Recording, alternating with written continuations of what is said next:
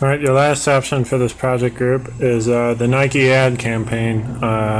It could be any company really, but the reason it is Nike ad, a Nike advertisement, is because I've seen this style most often used with Nike advertisements. Now, if you want to do a different brand, again, I don't care. What's important is that you use at least one of your staged green screen photographs that you took earlier. If you didn't take one of those, or you didn't achieve quite what you wanted for that, then I suggest you retake those photos and take a couple of them, just because when you get them into the program you find that one of them works better than the other, or you might want to combine several photos together to achieve the effect you're looking for. And the other requirement for this is that you have to create your own brush library. You have to create 5 custom brushes, and making brushes in Photoshop is really easy. You can look up tutorials for it, and I believe there's resources in the project folder as well. For this project, it's not too hard. I'm going to walk you through some of the examples here. This is freelancer work. It would be an absolute dream as a graphic designer to work for Nike, and they do on occasion hire more fine arts oriented kind of out there cutting edge designers.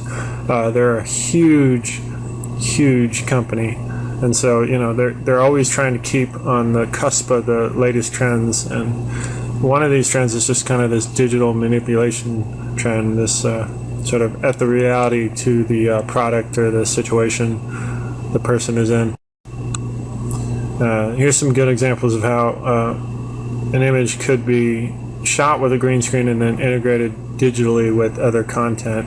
Now, these images were actually made using three-dimensional programs that we don't actually have access to in this computer lab, but you can still make a pretty impressive advertisement with just a couple of custom brushes and a green screen shot. Here's some student examples.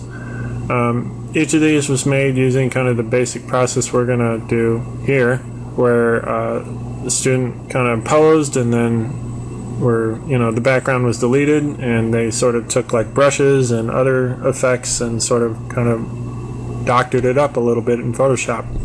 It's not hard at all, and actually the results really turn out well if you're careful and you make smart aesthetic decisions.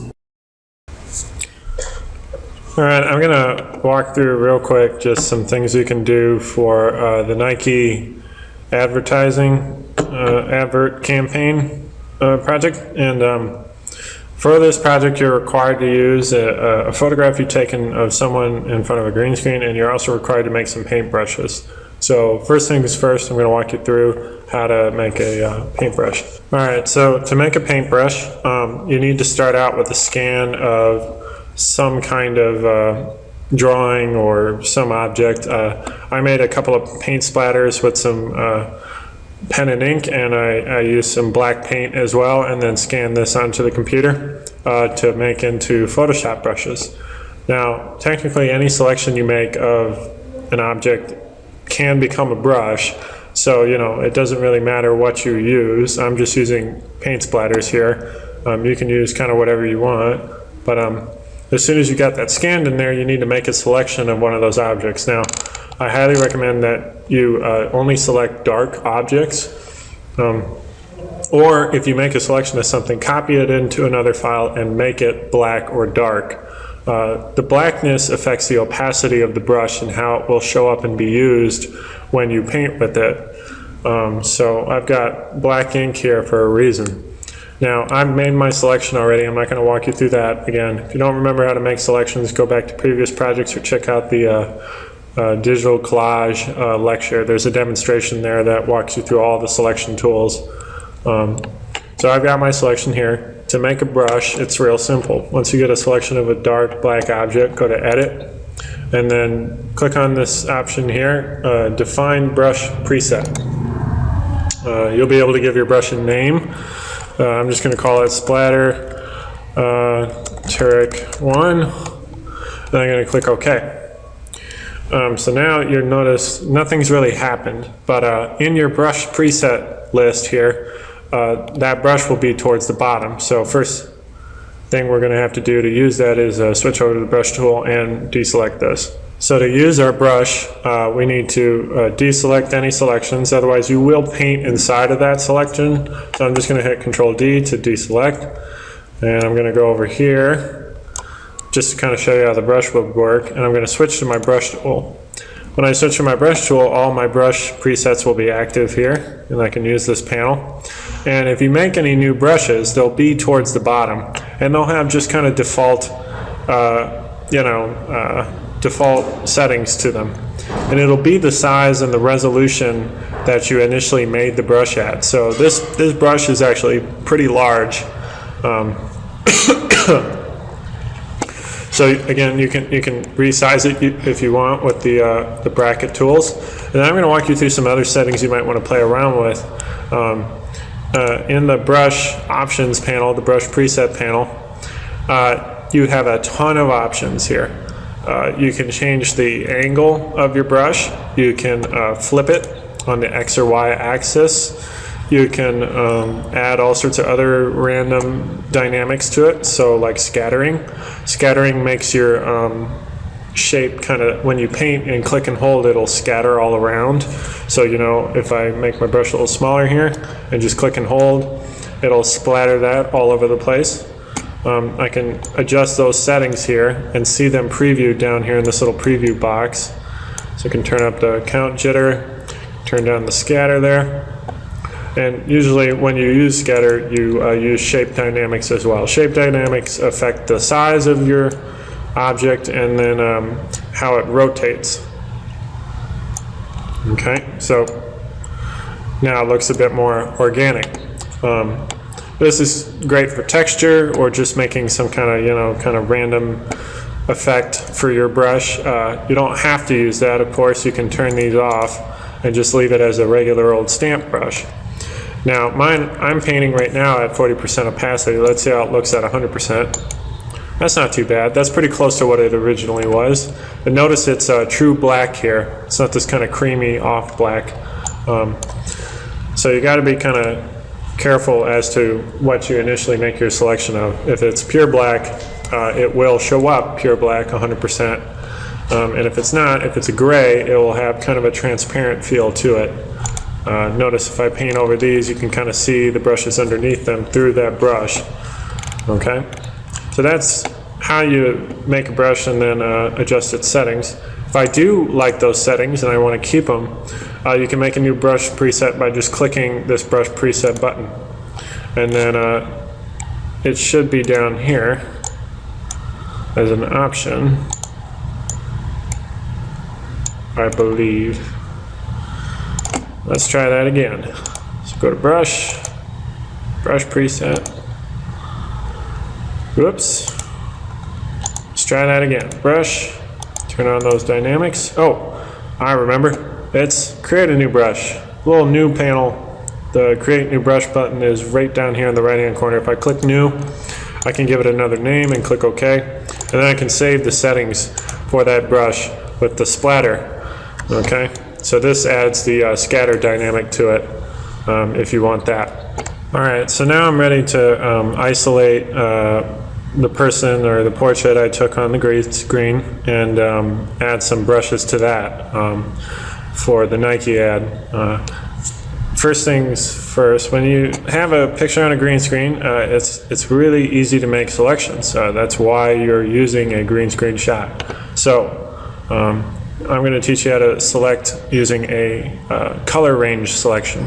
So go to select, and then you ought to be able, you have to be on the layer you want to make your selection on.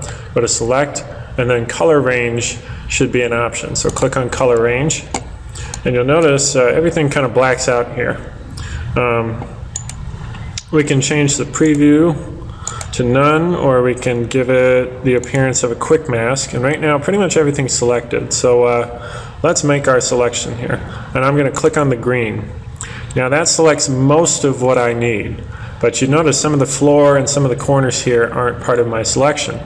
Just the core of the green here. So we're going to add to that selection. To do that, switch your eyedropper tool, and again, to make that initial selection, I just clicked in my image here. I can also click in this preview box if I want. To add to that selection, or that sample, I'm going to switch my eyedropper tool to the Add Sample button, and I'm just going to click. I can click here to add to my selection. And of course I'm clicking on the light gray areas, or I can click out here and I would want to add the darker green colors that aren't making it into my selection. So the shadows in the corner or parts of the floor down here. And it looks like I've got most of that selected. And you can see this is an extremely precise selection. We've got everything except for the athlete here in the middle. So once you're happy with that, you can invert the selection so that just the athlete's selected. That's really handy. Or you can leave it as is and work on the background or something like that if you really want to. I recommend before you click OK that you click invert so that you just have the person on the green screen selected. So we're going to click OK. And notice you got an absolutely perfect selection of them. So we're just going to copy and paste them to a new layer. And we can hide or lock and hide our original. Okay. So now we can work with this, and it wasn't exactly a perfect selection, like some of the leg got selected here, but this is a low-res file I just found on the internet just to show you guys as an example. Yours will be better because it'll be higher resolution hopefully. And now I can start to kind of build my advertisement here. Okay, so one thing you might want to do for your ad is add a color or a gradient background. To do that, that's really easy. Go layer, and then you can make a new fill layer. Of the three options here, you have gradient or solid color. Let's do a gradient just to be fancy. Click OK. And then we can make any kind of gradient we want. We can even make a transparent one. There's a couple of presets here. To adjust a gradient, just double click on it and you'll open up this gradient editor. So I can sort of adjust these sliders. I can adjust where the blend happens. I can adjust the transparency for each individual stop. The opacity is a really helpful tool here. And I'm just playing around here. Click OK when you're happy with it. You'll see it preview in your window here. It's on top, so that's why you kind of lost your person. When you're happy with it, let's make it kind of angled here. When you're happy with it, you can click OK. And then you can reorder your layers. Okay, so now what we can do is we can use our brushes to kind of paint some more dynamic parts into this. And I'm not going to sit here and kind of fine tune this, but you know, let's say you have a couple brushes made and you're ready to use those. We have our splatter brush here. Make sure you work on a separate or protected layer. So like I'm going to make a brand new blank layer here, and this will be my paint layer. Okay, I'm going to switch to white.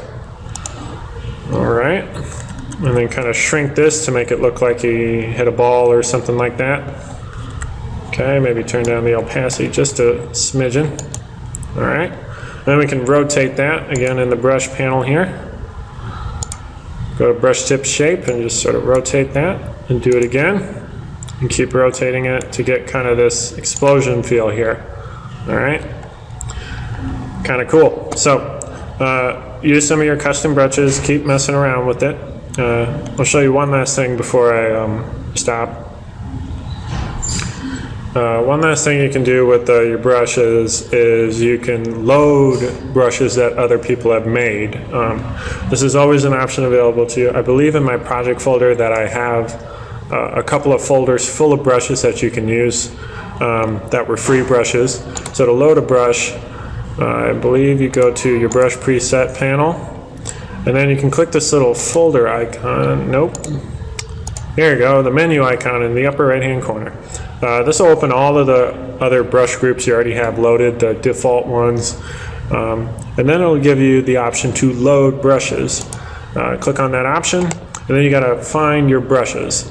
Now I have mine kind of saved somewhere random in my computer, so I'm going to go to where they're saved and load them from there. But when you download yours, try to keep them with your project folder or somewhere where you know where they're at, so you don't have to look around for them. There we go. So You got some other brushes here. Let's try this set, light streaks. See what we got here. Any brushes you load that are new will be toward the bottom of your brush preset panel. And it looks like I have quite a few here in this brush pack. Let's try one out. Whoa, that's big. Okay. So, looks kind of cool. Again, these are free brushes. You can use any of these that you want. I don't really care how or what you use them for, but you do have to make your own brushes for this project. So you can't just use brushes from the free brush packs I give you.